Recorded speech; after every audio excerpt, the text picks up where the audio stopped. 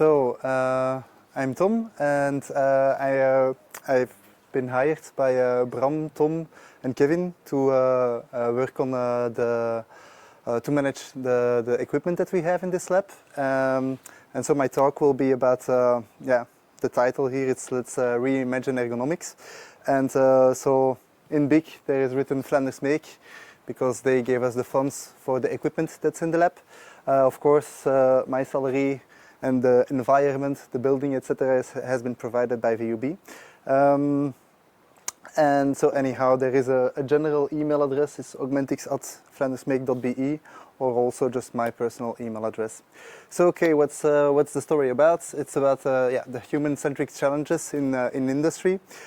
We see that there is fallout, and so it was already covered by Kevin and Shirley. There is fallout. Of course, there are mental reasons. There are also physical reasons, and then in the physical reasons we can really say, okay, people get older, the workforce is getting older. The other part is that sometimes we specialize in particular things, which also makes that the work becomes more repetitive in many cases. And then just repetitive excessive loading can create issues. So what do we do as humans? Well, we look at our environment, and we think about, okay, where can we adapt it? Where can we make it better?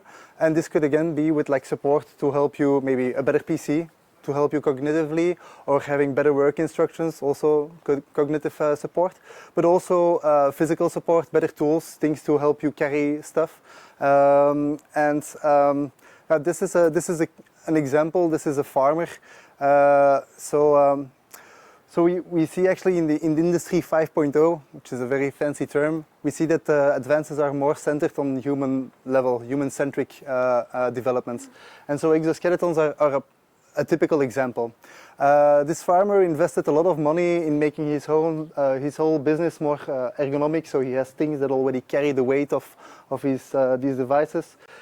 Also, his cows are at a certain height, so he doesn't have to go down. And he invested everything that he could, but still he realized that his shoulders after a day of work, they hurt. And he had two parents who started this company before him. They had half the cows, but after 30 years, both of his parents, his mother and his father, their shoulders are completely destroyed, so they cannot lift their arms in a nice way anymore. And so this person, he tried this exoskeleton that we saw in the video maybe 5-6 years ago, when it was very new, when it was very expensive. At that time, this exoskeleton was more than 5,000 euros. And he tried it on, and he was like, after half an hour, this is in my way, I'm going to put it aside. After an hour or two, he was like, yeah, maybe I'm going to give it another try, put it on again. And then after an hour, yeah, no, it's in my way, put it out. And so there was this adaptation period, but after a week, he didn't want to get rid of it anymore. It shows that these devices can help in particular situations. And so I already touched it, that there is more this human-centric, or robots and humans have to interact a bit more. And these two examples of the exoskeletons is one very, very big one. And then of course also collaborative robots. So robot arms that when they feel a certain force that's not supposed to be there, they stop. So they're much more safe than regular robots, and that's why we call them collaborative robots. And then 5-6 years, a while ago, my bosses realized, okay, there is an important need here. We see that there are all these new tools coming online, or becoming available, but what are they worth? And for a company to invest in making the work more ergonomic, yeah, okay, but what value does it bring? So these are all preventative measures. They make the life better, but to what degree will it help? And so the fact that we have very close contact with these devices is very challenging, and also defining performance is sometimes also very challenging.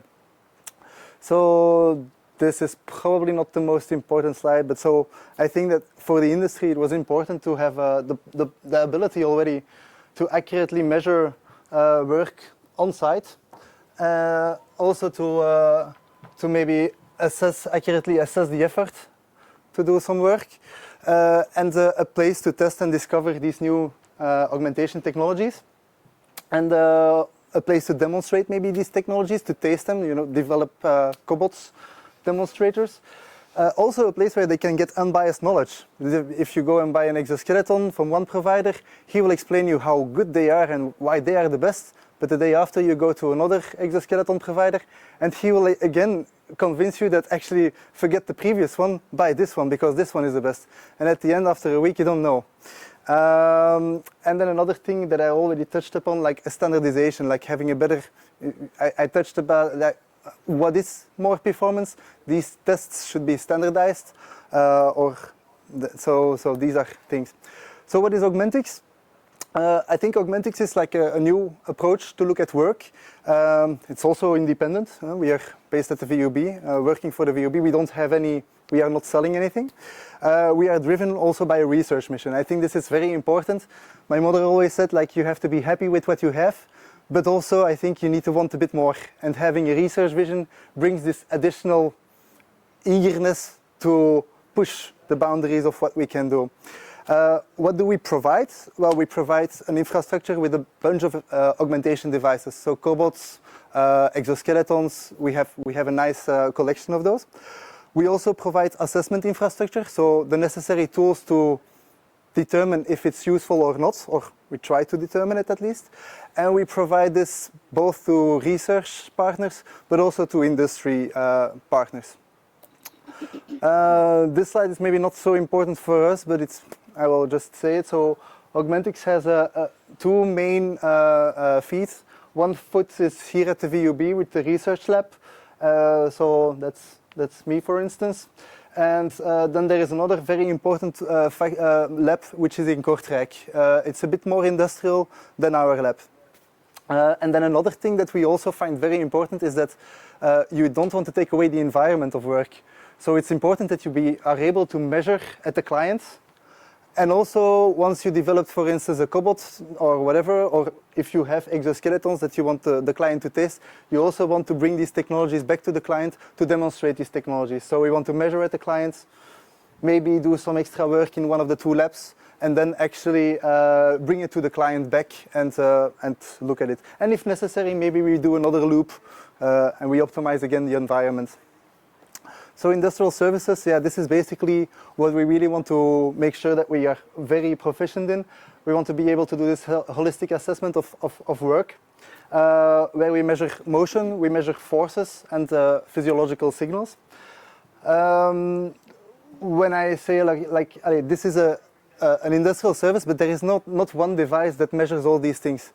So our goal there is actually to make sure that we can use all these different devices as one device, basically integrate all the sensors into one platform. And then other services are exploration of these exoskeletons and development and testing of collaborative robots. So these are some examples where we did some demonstrations of exoskeletons. People can rent us for a day. We show them around the exoskeletons, we help to put them on, and also the qualitative assessment that has been worked out by Shirley is also one of those services. They can fill out a survey and we give them back a nice report, and so the management can see, okay, if we would buy it, people will actually use it, and which one did they prefer, so it's a very useful service. The other thing here is that this is a bit more with a previous project that Kevin also worked on, where we also did some tests with measuring the movement at Audi, I think this was. So there we also come with an exoskeleton, but also with some assessment devices, in this case measuring the movement. So I also touched about the use case of the cobots, that we also develop cobots. So in this case we had a case where actually this cabinet, a steel cabinet, weighs about 15 kilograms, had to be presented in different orientations to make the life of the worker easier. And the difficulty here was that we just had a few points where we could actually grip onto this cabinet. So we used some vacuum suction cups and also some electromagnets to make it work. And then of course, we also did this the ergonomic assessment. Ergonomic assessment, yeah. So in this case, we used some insoles that measure the force distribution on your feet. And this is our first version, actually, where we had the avatar still in Unity. And as you can see, I'm working for real now. And so doing some real work. And then we had some pedals that could then, go to the next phase. And at the same time, we are measuring all the motion that I'm doing, and in this case also the ground reaction forces. Forces in the hands, we could, like for instance, add them as in simulation. We could say, there is a weight. In this case, this is the first simulation that we ever did, so I didn't yet do it. But afterwards, in the next movies, you will see that I do add this. And in this case, we do a REBA analysis of the 5 minutes of work that corresponded. Also, we see again the emoticons, so the ground reaction forces being measured. And from our avatar now, so this is an avatar that we bought, Bob. From the avatar, basically, it knows which forces are applied on your body. It knows which motion your body is undergoing. So if it knows which motion it does and under which load it's being able to do that, well, you can calculate which torques you need in your joints. So that's the first thing, that it calculates which torques are needed to do this movement under these loads. And then the second thing that Bob also does is it projects it to all your muscles. And in this case, Bob has 600 muscles. And so for every muscle, you know what is the length of the muscle and what is the force in this muscle.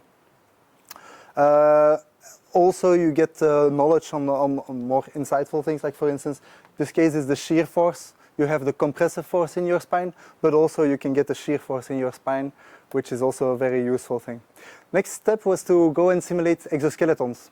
And so the exoskeletons, we can split them up in different ways. I think, well, it makes sense to split them up active, passive. There is something to say about both. At this stage, we are able to do the passive ones to a good degree. The active ones, we are busy with it. Then we could also split them up with saying, okay, it gives you support to your shoulders, like this one, the Como Mate, or Como Mate. So it gives you support on your shoulders. Or you have other ones that are giving you support on your back. And so this, if it's a passive exoskeleton, basically it's a spring. And so there is a certain characteristic, in this case, that's presented, that tells you how much force it gives you, how much support it gives you. So it's assistive torque. And you can see that when your arms are completely down, the angle is 0 degrees, then basically you don't have any support. When your arms are at 90 degrees, this or this, doesn't matter for the shoulders, but there it gives you the maximal support, certain, like 5 Newton meters. That's not amazing, it's maybe 1.5 kilograms that you will have push. Basically, it lifts your arm. You don't have to lift your arm anymore. And then once you're all the way up, you don't want it to push even more. So that's basically where the assistance stops. And so this is the torque of this type of exoskeleton. Now, once we know how much force it gives as function of the angle, and at the same time, if you measure how you move, well, you can fit the two together.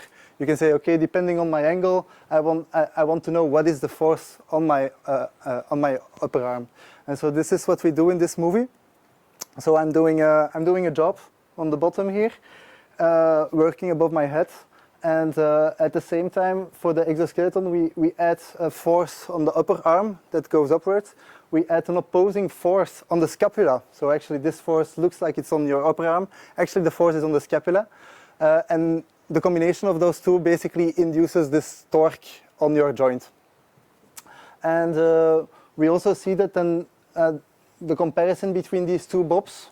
Well, here of course you can already see that my arms are working much more than in this case. So that's a good sign.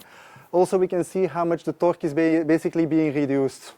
And we saw earlier that the peak was at 5 Newton meters, but we see also that here we decrease about 4 Newton meters, which is kind of expected because my arms are a bit higher than 90 degrees, so it's possible.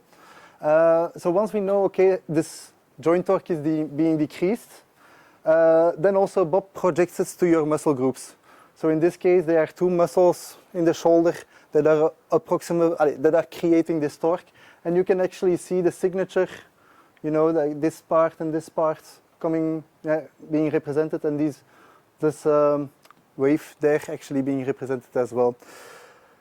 This is the same, but just a bit more dynamic, where I'm taking a screw and I was looking at the force of my biceps. So maybe the fact that the muscle here is completely at zero indicates that I'm wearing an exoskeleton. Maybe it tells me that I shouldn't put my assistance so high. Maybe I should put my assistance lower. It's again stuff to be tested, to be further researched. Same story basically with back exos. So in this case, this torque characteristic, we invented it. The previous one we found it online. This one we invented it, but I will speak a bit more about that later on. So anyhow, we have a characteristic, and again we can add it. And in this system, the previous system was measured with a mobile system, so Xens and insoles. And here we are using the Vicon and some force plates. And I do a small task where I have to bend over. This is work where I could use a back exoskeleton. So we do it once without exoskeletons and once with an exoskeleton. And of course there is also EMG, and at the same time I'm also wearing the Xens. So basically we are testing all the systems a bit together. And here we have in the middle what came out of Vicon. On the right we have the Xens data, so the IMU or the mobile system. And on the far left, we have the simulation of the exoskeleton based on the characteristic and also based on the Vicon data. It shows us a few things. First of all, it shows us that the Xens, or the mobile assessment, is not as accurate as the Vicon system. It was also not the best calibration that time. But the other thing that it shows is actually that it becomes worse in time, which is what we would expect. Drift increases in time in IMU-based systems. So that's, you see here it's going zombie style and starting to eat his fellow Bob. Another thing that we see is that actually our simulation of our back exoskeleton was not 100% correct, because the forces are twisting a bit. Now this was made 2 days before the opening of the lab. So it was rushing. We already corrected this, and now actually the forces are in the right direction. And here we didn't do the calculation of the muscles. But so the system is getting better and better and better and better. At the same time, we did also some EMG, and I cannot say so much about it. I can say how I calculated this, and we looked at a case with the PyXO and natural, so it's for the same experiment. And actually we can see that the cumulative EMG decreased somewhere here. For instance, at the right back inner, my knowledge of the muscles is not 100%. But then for the left thigh, it's opposite. So I'm not really sure to what degree I could trust EMG. The fact is that once you start pushing on your tissue, you already create differences. So it becomes very difficult to compare it basically. So I think that the force times movement is a better way. Another advantage that we see with the force times movement is that, well, in our case, it's just based on this characteristic, so we added in simulation afterwards. Now, there are some problems with it as well. The fact that maybe your exoskeleton is not 100% aligned can create a lot of differences, so there is a problem. Then there is another problem, like for instance, if I would hold a weight like this, in the method of movement times force, you don't measure anything. If I would put an EMG, I could see that I'm flexing my muscles or I'm not flexing them. So there are things that the force times movement method is completely blind to, and that EMG is not blind to. I think that probably in the future we will kind of evolve in towards some kind of a sensor fusion between EMGs and movement and forces. Another problem with the forces is that many of the forces in our case are being simulated, so you need to have models for them. It brings its own challenges. Also, measuring forces on the hands, we are working on it, but it's not that easy. Another thing that I might add is that our method works very well for everything that's, let's say, corporal, but once we go to the hands, once we go to the wrists, again, our methods are still a bit blind, and it's complicated there as well. So then, besides working for the industry, we are a lab of the VUB, of course, and we work also with research partners. We provide our lab for research projects. So I think that we are an interesting partner to work with, especially if in your project you have to do some assessments of a human, could be physical or cognitive. We are really up to speed with respect to synchronization of different devices. Of course, the fact that we have a bunch of exoskeletons, that makes us also, I think, a nice partner if you do a project around exoskeletons. And so yeah, so here are some pictures of people who are working on a research project. So this is also, I think, a project that's also from collaborating with MFIS. So this researcher already had a TOBI eye tracking and the EEG cap, and they needed some extra data from our system. We also have a researcher here, Ratol, who was looking into the stiffness between a personalized cuff and the generic cuff. How is the stiffness between the leg and the cuff? And so we added a load cycle with the cobot arm that we choose. Okay, give it an oscillation. Like this, like this, like this, like this, and we at the same time we track how is the leg moving. Is it moving? Normally the leg should stay still, but then we look at the relative motion between the cuff and the leg, and we see how stiff the connection is. There was another project also where it was. This is actually a wrong picture. It was a picture taken afterwards with people from Axelis Bionics, but there was another project where a researcher was actually investigating how controlling the active prosthetic based on the difference between the forces measured on the ground. So you had to go stand up from a seat, and if they see that the natural foot is pushing more than the foot underneath the prosthetic knee, then you have to give more on the prosthetic knee to counteract, to make sure that both forces are the same. So these are projects that come, people come with their own problem, and then we work something out together. Also the project that was shown by my fellow colleague, Mr. De Pauw, with the colors, that was also a project that we did in our lab. And then, yeah, as I said earlier, we have this torque characteristics of passive back exoskeletons. This is also something that we try to measure. So we have a test setup, it's almost ready. I hope soon, with a researcher as well, working on it day and night. So it should be ready soon. And then we can actually measure our own torque characteristics, so we are able also to compare it. What's also nice with this setup is that we measure at every part actually where the exoskeleton is touching you, is touching the person. So the thigh, but also the hip and the torso. We measure all the forces that are interacting with it. So in total, now we have 25 load cells in this setup, and it also allows us to basically to have to put all our forces tail to head, and see if the forces end up at zero again. So we have this possibility also to check what are we measuring. Does it make sense or doesn't it make sense? So it's getting there.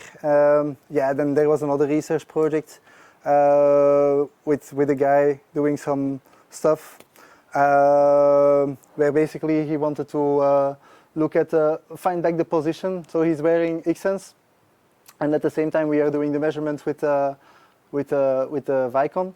And the idea here is that with a welding gun, they do some movements around some fixed points, and yeah, based on the Vicon data, you can find back this fixed point quite easily. And we have these fixed points at different positions in the table, fixed to the table. And then afterwards, he would also be they also want to be able to find these positions based on the X-Sense data, so that we could do this also on site, have a few balls on the table, and then we can just find these positions of the table. And so that's another project, Autocraft. And that's kind of it. Yeah, just a few pictures of some of the devices. This is a nice one also for people who want to do impact tests of cobots. If you want to know how safe they are, we have a nice set to look at that.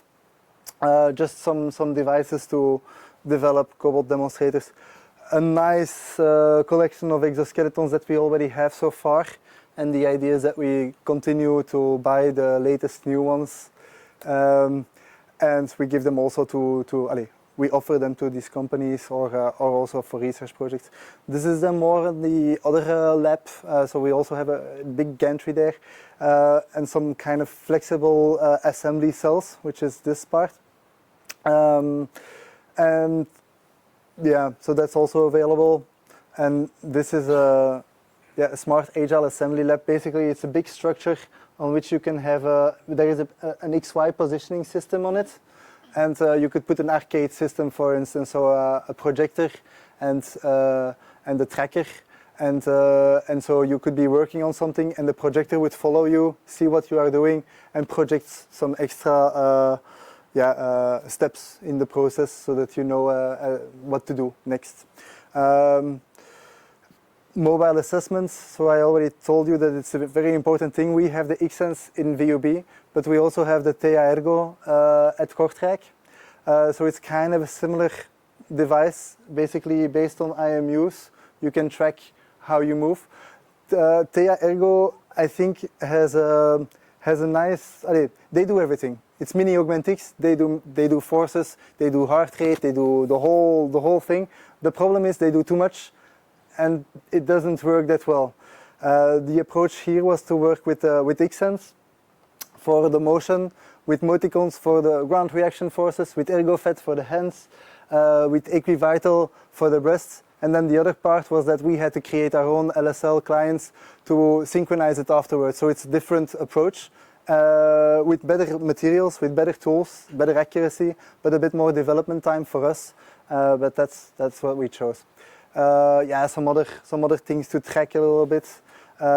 These are the Moticon insoles, as I said. We also have a nice research project we're running on that one, because the Moticon insoles have 17 pressure-sensitive zones, but they also have an IMU in it. A gyroscope and an accelerometer, not the magnetometer. But so now we are also making a project where we are creating test data on the Kistler force plates, or the ride data on the Kistler force plates, so that we can also measure the shear component. This is something we cannot do with the insoles. We can only measure pressure, and like in this case, for instance, all the pressure will be on the toe. So the only thing you always get is a straight vector. You don't get your shear component. Whereas with the Kistler force plates, we do get the shear component. But so we are training a neural net at this stage to be able to estimate this shear component for normal cases. Again, if you do if you try to open your legs like this is something that you will not measure, unless maybe we would put like an EMG and add this to the network. These are some gloves we have with force sensing capabilities. Not the best, and we have two of those that we are also connecting to our Xsense, so we know what's the orientation, and then we can push or pull something, measure it at the same time, being synchronized with the rest of the equipment, and feed it to Bob, our avatar that you saw earlier. And then some other more like physiological data that we can measure, like the Cometa and the Equivital. They're pretty nice to have, and then just some specs on the Vicon system and the Kistler force plates that we have, which we are very happy of. So that's basically it. If there are some questions, I will be glad to help you with that.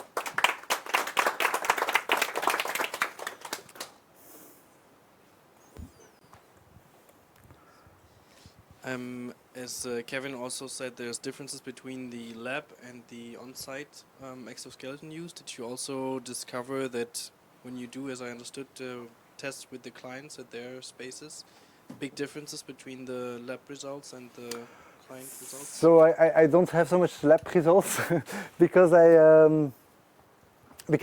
don't write so many papers and I'm not a professor.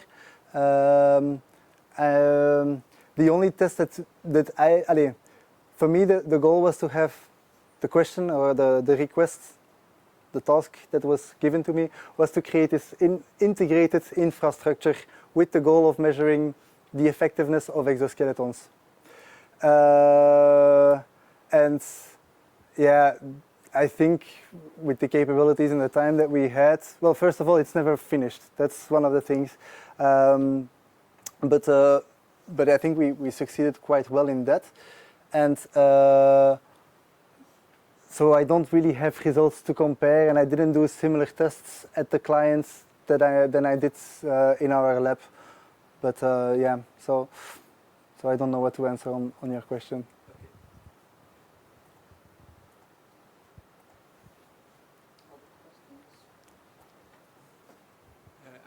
I don't know if is there some muscular also faces recognition of your simulation? Would it be interesting to see if somebody is smiling or giving weird faces during this process? That's an interesting question. I guess, you know, if the researcher wants that, then we will say, of course, you know, why not? I know that there are some camera systems. I forgot the professor, but there is a famous professor in Italy, imagine that, who has a very good system also to track the body with regular cameras, I think, but she was able to reconstruct really the shape and the skin actually. So I guess that these things are possible. But I think also that, for instance, with just a simple RGB camera, you could take an image of the person, keep an image of the person, have an AI running on it to see what is the facial expression and classify it according to smile or happy or disturbed or whatever. And for sure, I mean, this is, if a research project like this comes by, then we will be very happy to integrate it within the rest of our capabilities. Yeah. And it's to come back to your question, actually, it's a very important factor how the people feel about it and how that's also why I think the work of Shirley is super important when we go to a client and we give them a few exoskeletons to really be able to gauge for these, what are the feelings of the people. But also we realize that they change over time. The longer they carry it, and that's of course you don't always have the time. But okay, as as an industrial service, already being able to taste from the technology is a first step, and then yeah. Question. First of all, congratulations for your nice talk. And second question: in the first slide, you show standardization. Yes. There are committees that are working on the standardization, and of what exactly? So. There is a professor here, Mark van Overmeijer, who at a certain moment told me the definition of the state of the art is standards. Okay, within the SOFIA project, we worked on standardization as well, and I was part of this effort for a small part, but I was part of the effort, and there actually the whole story was a standardized movement. So just one type of work. This time, there were 3 or 4 tasks that you could do, but a standardized way of moving, and we were doing it with EMG. And if I compare our system to what we were standardizing at that time, well, first of all, I'm a bit afraid because this was basically now it's a CWA, so a CEN workshop agreement. Which is basically going to be a proposal to become a standard in the future. Which then, you know, so basically what we were developing there will become the state of the art maybe in a year or 2. But this thing is already way beyond. And so I would like it. We are able to measure so much data. We are able to measure the movement.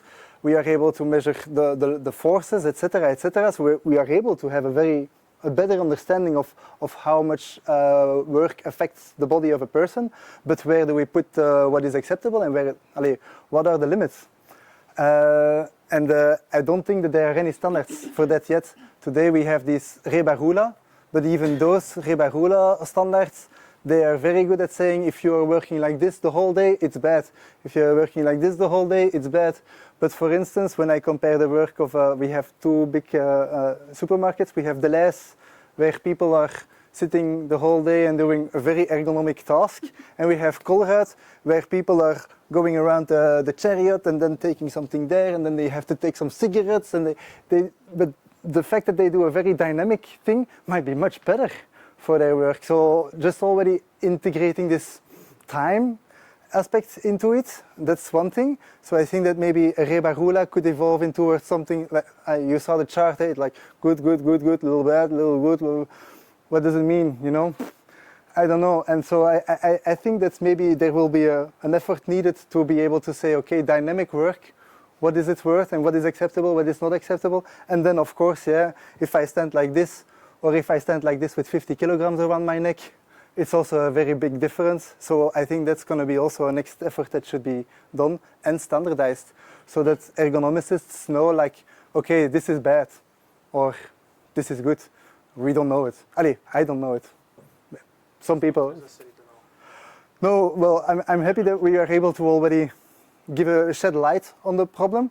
But I think that indeed that it would be nice if there would be also some benchmarks on what is acceptable, what is not acceptable, and also to finish this vision talk, very dependent on the person, because you have some people super strong and they can handle it, and then other people with weak bones maybe also look very strong but weak bones and couldn't handle it, for instance. So a better understanding of what is the person, this person capable of providing, and how heavy is the work. I think AugmentX is able to provide a very good understanding of how heavy, what are the requirements of the work, but then being able to assess what are the possibilities of a person, and then to match them. I think this is an interesting field of research. And I believe that you can also investigate. I belong to a triple standard association. So maybe the first things that you should do is to define a terminology. To propose a standard, to define the terms. So which are the measurements, what you mean exactly with the terms, and how to measure them. So this could be the first step. Then the second step, how to measure them, and then move on. Yeah, the how Maybe to measure them, we are... yes. No, but because it's a standard, it means that all people agrees, so there is a committee, you have to meet each other for many times and agrees, have a general agreements about this. So it's a very interesting. Of course, you are giving a huge contributor in this field. Thanks. It's a team effort.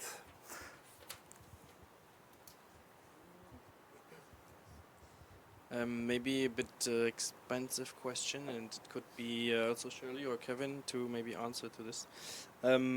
As I was looking at the presentation before, the different measurements of people with and without the exoskeleton, and then also I think Kevin showed like this, there might be a robot which you call and then it helps you. So I was thinking, is exoskeletons seen, or could it be like a bridge technology until we have the robots coming and helping it more? Because it seems more convenient to just call a robot arm to make you help you work. Or like, do you see exoskeletons as a technology that can be out there in the long run, or maybe just for a short period of time? I think we need to go to multi-robot systems where the representation of a human is a humanoid robot, but it's super expensive, fragile, and so on. Although I think what Elon Musk and so on, in last year there were a lot of humanoid companies being founded or started there showing their models. But I think the other possibility is that you have resource-limited robots, an UGV, a cobot, a drone, and so on, and humans. And that all are agents with different capabilities, and they dynamically come together depending on which task to do. And so I think humans can be, but should not always be, augmented with exoskeletons, but can also be augmented with virtual reality or augmented reality like we also do, or wearables or instructions, and so that also become agents in a manufacturing setting, and so that it's combining capabilities and augmented capabilities in different forms. Yeah. The human is already there, is available, and he's able to do all of this. I don't see so much robots today yet, but I'm curious also to see. I see a lot of evolution in humanoid robots, but I think that there will always be a human in the loop, and every way that you can make your person better, it's just another tool. Also, the robot will be just another tool for a human to say, okay, go and get my, I don't know, go and do my dishes. For instance, if I hope that when I'm old, I would have a robot in my kitchen that I can ask, make me a little food or something. But it will just be a tool, I hope, for the humans and not the opposite.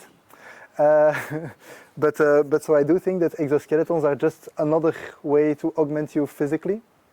But yeah, it's this interaction between robots and humans which becomes much more intimate. And for that, I think assessment with the possibilities to capture the forces is fundamental. But so I think that it's just another. Also, when you see how exoskeletons are changing in capability, the capabilities are getting more and more and more and more, but the prices at the same time are really tumbling down. So I don't see why it would not become more common. I think it's going to become much more common in the near future. Fatma?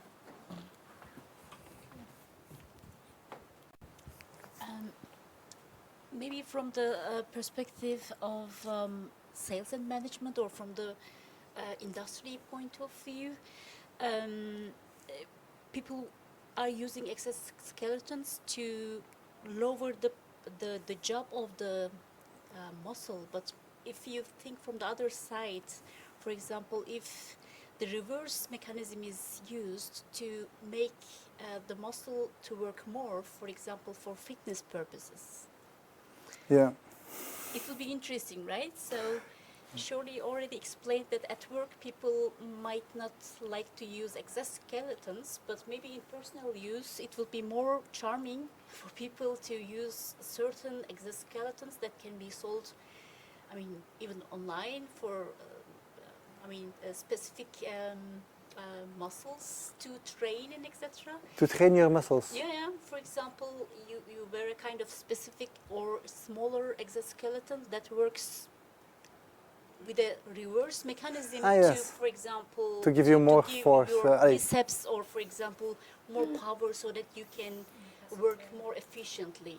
I mean, it makes a lot of sense if you want to look very good, and maybe it already exists. Yeah, it exists. Yeah, you have this flexion extension exoskeletons as well as like a squat machine.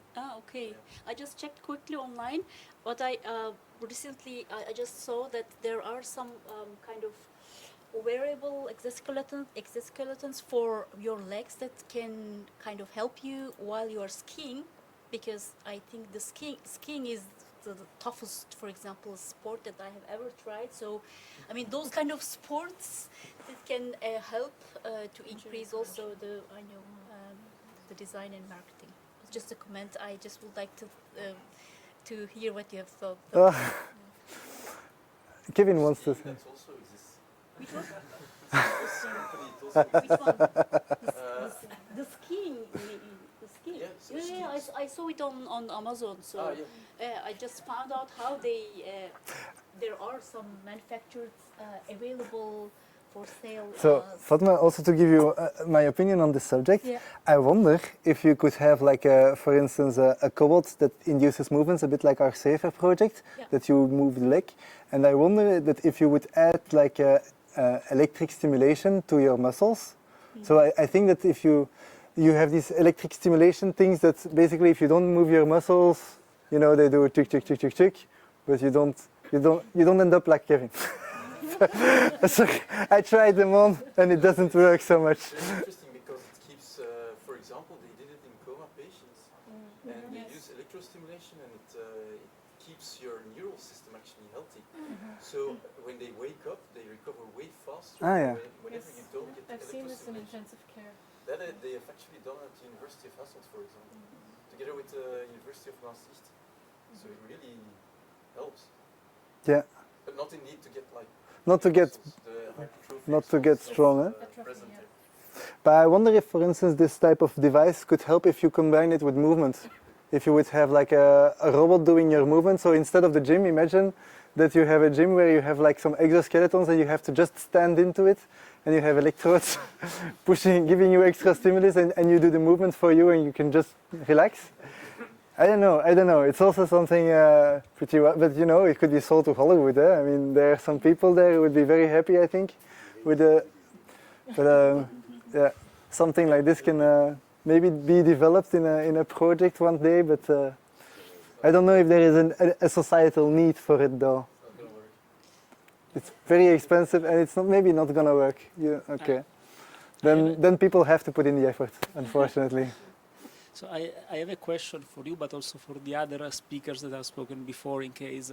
So one of the main reasons that has been shown up for this kind of technology is the fact that we want to avoid long-term injuries. But when we work with a company, also the first thing that they tell you is that the most important thing is safety against accidents. And I was wondering how, which studies there are, or what has been done, or what you guys have done concerning the use of exoskeleton and possible increase or decrease of safety, I mean, against punctual accidents that are the thing that are the scariest one for a company in reality. Mm-hmm. So that's a very good question, and to my knowledge, I don't know. I'm not going to say there are no studies on this topic, because simply put, I don't know. I haven't looked into the bulk of research on this topic. What I also see is that indeed we are trying to help people alleviate a bit their work and make it lighter, and it can help on the longer run. And this is actually one of the hurdles to bring this technology into the market, because if people feel pain, they are prepared to pay for a solution for their problem. But in this case, yeah, it's kind of it's a problem that might happen way further down the line. So I think that with initiatives like AugmentX and with more research on the long-term effects of exoskeletons, maybe there will be more rigorous proof that they can help on the long term. And this is all not so easy to prove, but I think if there is more scientifically based proof, then I think that also companies and also regulatory instances will also be much more willing to adopt it, or maybe make it obligatory. So I don't know if this is, but for puncture, I don't think for short-term accidents, I don't think it helps so much.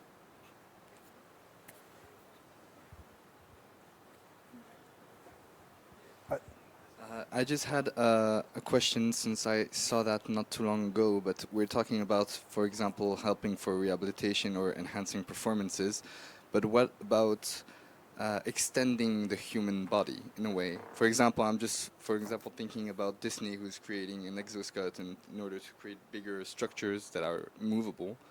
But how would it be interesting to maybe create an exoskeleton which extends, for example, your arm in order to reach higher places, or anything like that? Do you think you might be interested in studying in this field, maybe, which is a bit different?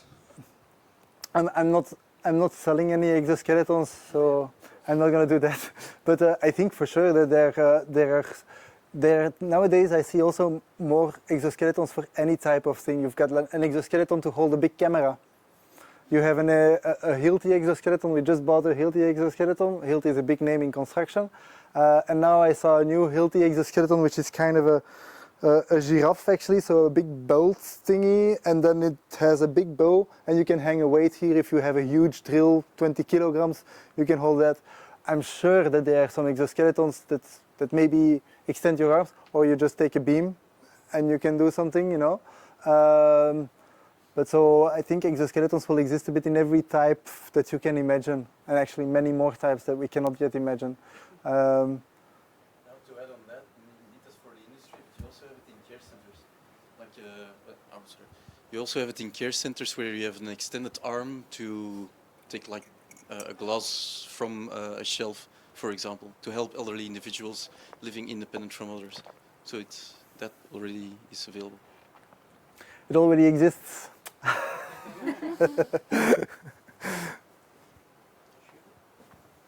Yeah, I just wanted to respond to the question about safety. Well, you said more like puncture wound. Puncture.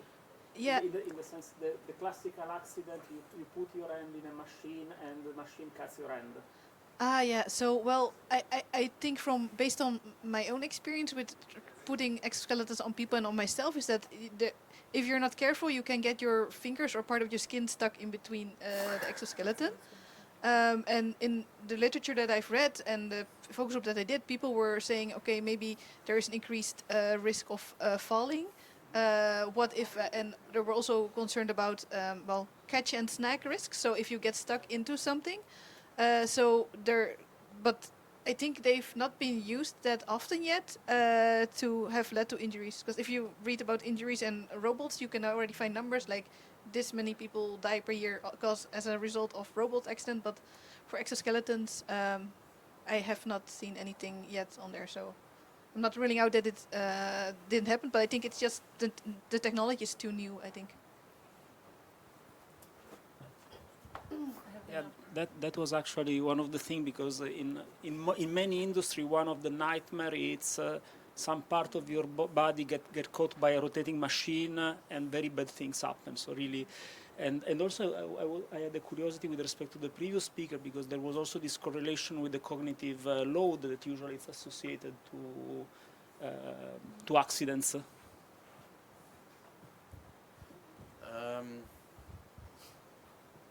Yes, that question was actually asked by you two as well. Indeed, attentional resources are very important, and in first phase, first instance, I think it's more like making mistakes, not necessarily like a safety hazard or something, but it is something to definitely should be considered, because it might lead to bigger issues than just making a small mistake, putting the box in the wrong position, for example. Definitely. That was your... yeah, okay.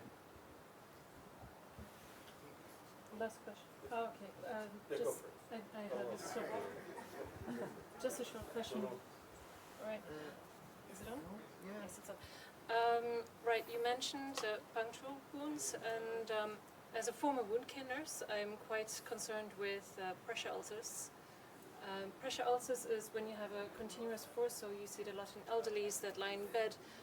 The skin is compromised. I can imagine, obviously, this might also, especially if you're using it on people with that are elderly or that have maybe some disabilities that already have a compromised skin. What do you do to ensure that there's safety on where the... Yes, I see. Yeah, good question. We're developing quite some work on active interfaces as well. So first of all, sensorized interfaces, because for passive exoskeletons you don't need any control, but for active exoskeletons we need the intention to move, and you cannot typically go to brain interfaces, so you need to measure, and motion is also not sufficient, because if you cannot move, yeah, with kinematics it's not sufficient. That's why we go to sensorized interfaces with pressure and EMG and so on. But we also develop active interfaces. The reason is you need to balance comfort with force transmission. And force transmission requires good strapped on things, but that's not comfortable, and the opposite. We assume, but it's not yet investigated, that it will also help for that. We'll talk more later. I think maybe we need to Wrap it up, unless you... No, it's okay. It's okay? All right. So we continue the conversation in coffee, in the coffee break? So then thank you all. So it shows that we do the research a lot in a multidisciplinary fashion, and I hope that's also the idea of the BrIAS forum, that we bring together a lot of different disciplines. So we hope to see, and we will see more in next Thursdays. So thank you a lot, and see each other next Thursday. Have a nice evening.